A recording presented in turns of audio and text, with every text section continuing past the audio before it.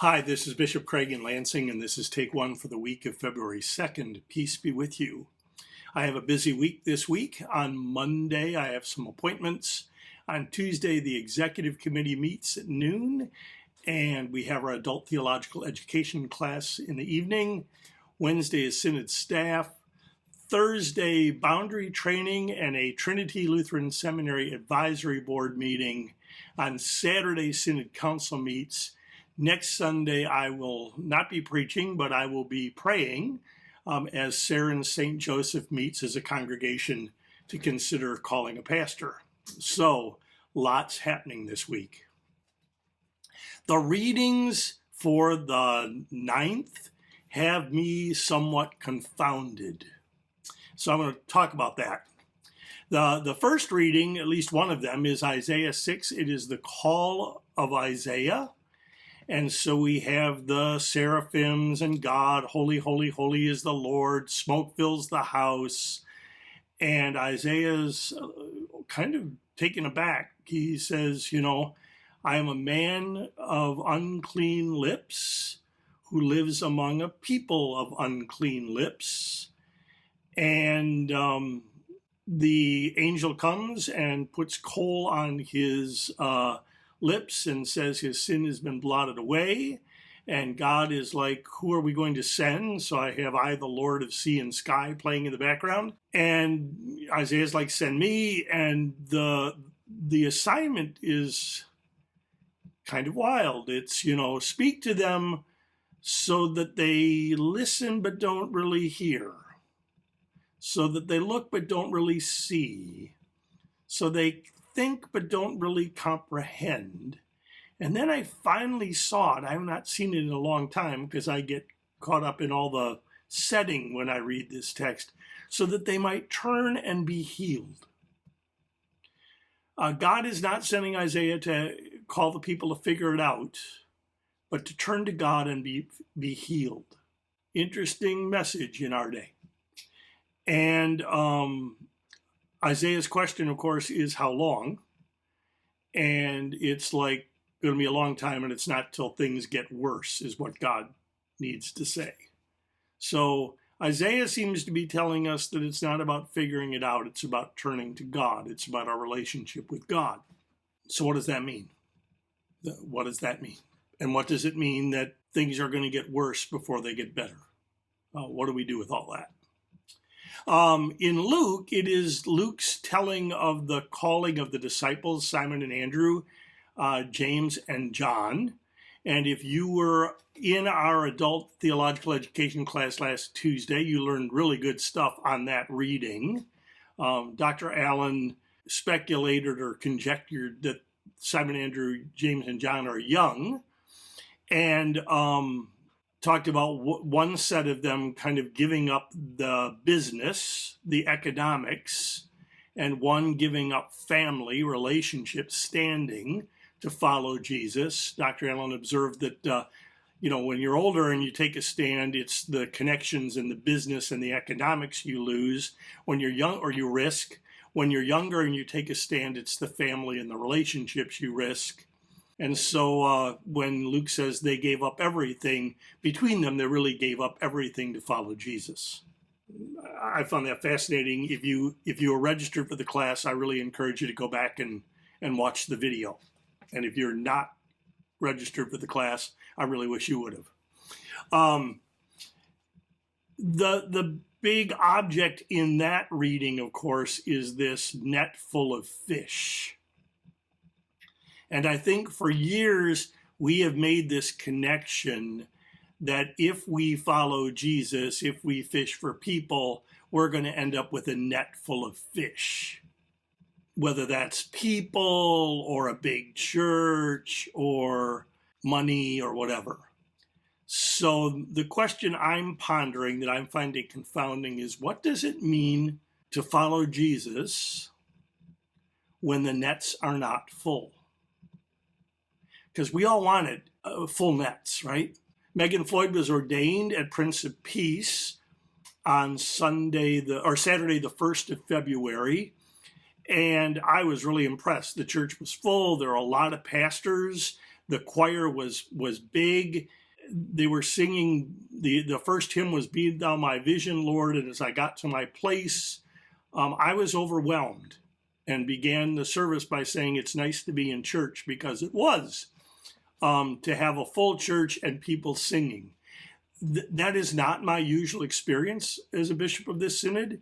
I preach in small congregations, sometimes, often, very small congregations. The best training, I think, for this call was the 5 years I spent as the interim pastor at St. Timothy in Sturgis, Michigan, while I was at Notre Dame. At the end, I was preaching to 14 people. The nets were not full, despite our best efforts. The nets did not fill. So what does it mean to follow Jesus when the nets are not full? I'm struck by how we love our nets. And I'm not judging here, I'm just observing that we love our nets, whether that be our family, our church family, or whether that be our building. And we could never leave those things, usually, to come together to follow Jesus, right? Or to become a bigger community, or to have a full net. We seem to want full nets as long as it's our net. So what do we do about that? We want people in church, but we won't turn off the cameras because they might turn on some other church. We want our nets, right? We talk about how much we want to get together, or how we lament getting together, and yet we don't get together, or we get together at the things we want to get together for, but not everything. And this is nothing new. I think the book was called Bowling Alone, that it's really decades old, that said kind of getting together was becoming passé. We see that in community groups or fraternal organizations, all of that. The pandemic made it even more challenging to get together. Some studies say it will take 5 years after the pandemic for things to get back to normal. And some people have found church is great if you don't have to get together. There's something about watching morning worship in your sweats while drinking coffee from the comfort of home. I think of clergy getting together, and I've been ordained 38 years, and well, we were lamenting pastors not coming to conference meetings back then. So that's nothing new. I also think that pastors do get together, but maybe not in the official groups, right? And I think congregants get together, but not in the official groups. They have found other ways to do it, and they don't talk about it. They don't post it on Facebook. And there's another thing. People are finding community on social media. And there you can kind of filter, you can scroll, you can select. And so the community is taking a different shape. The nets are emptier. That's really kind of different. And I remember when I was graduating from seminary, one of our professors said, especially you single folks, you're going to need to build in long distance phone calling to your budget so you can reach out and call each other. And that was really wise. And now we don't need long distance phone calls. Because we have texting, we have cell phones, we have Zoom, we have FaceTime. And just as we speak of the families we have and the families we choose, so I think we have the colleagues we have, maybe in the conference or in the synod, and the colleagues we choose. So I think some people are finding community, collegiality with the people they choose. And so the nets look empty or feel empty, right? And the nets are going to get harder to fill as we move into the next phase of our nation's history. And there is a divergence between what's happening in our nation from the government and some of the values that we hold.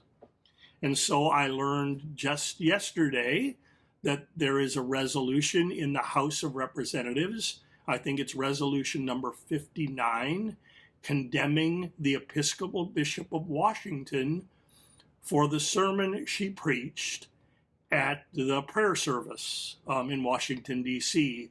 Whereas I listened to the sermon, she basically spoke the gospel and biblical values, at least as I read the Bible.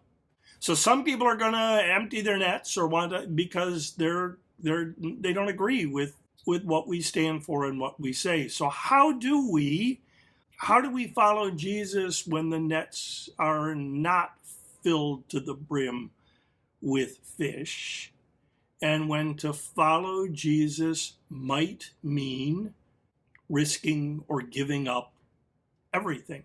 Oh, I guess I should say that some people say that they want to get together, they just don't want to get together with me.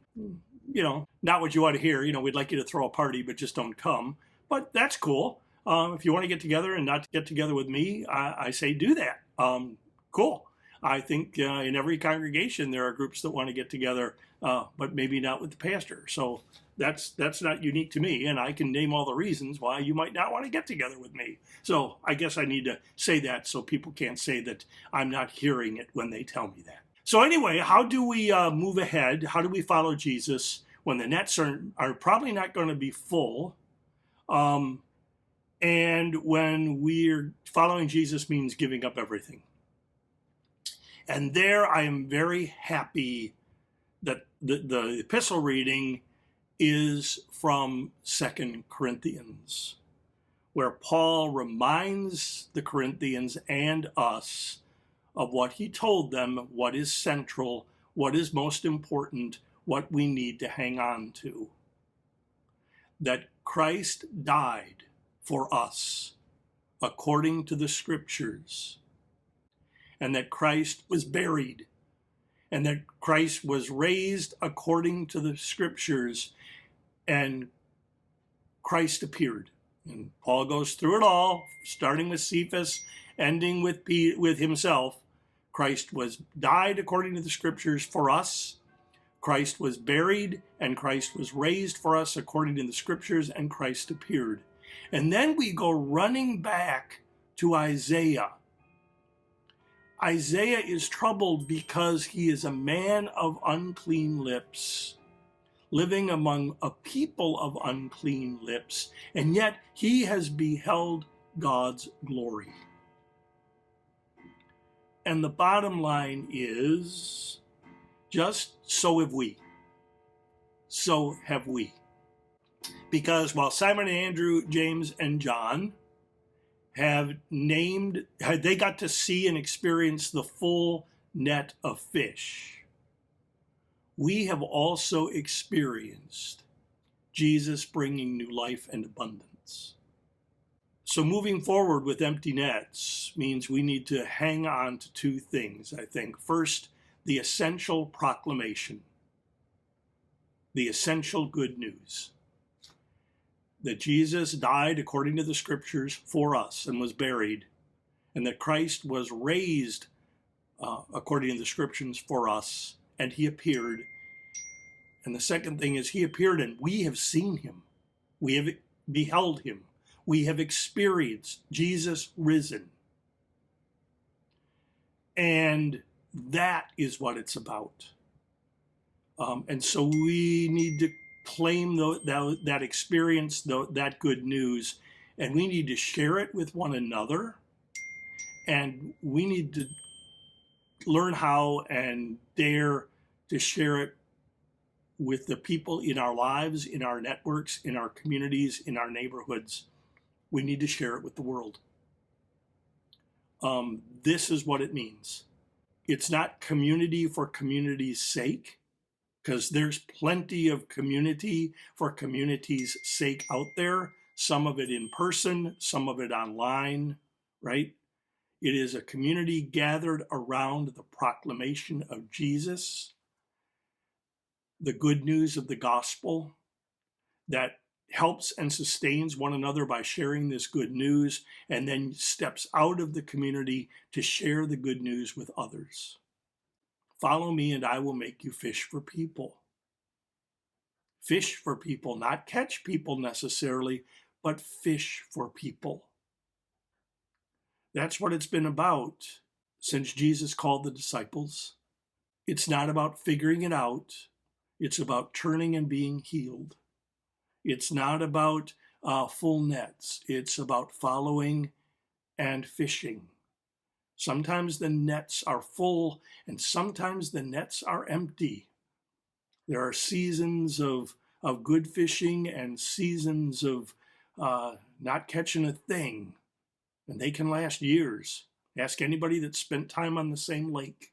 But the love of God, the good news of the gospel, the proclamation remains steady and constant. So I think that is how we move forward when we can't count on a net full of fish.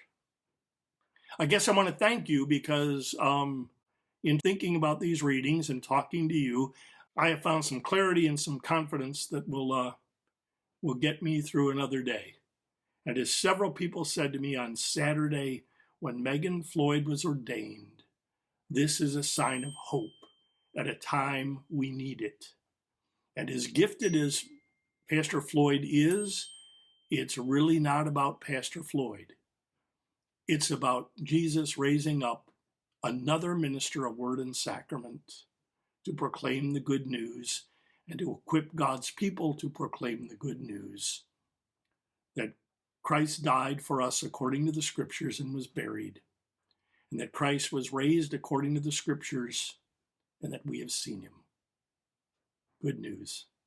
I'm Bishop Craig. This is Take One, and may the peace of Christ be with you always. Take care.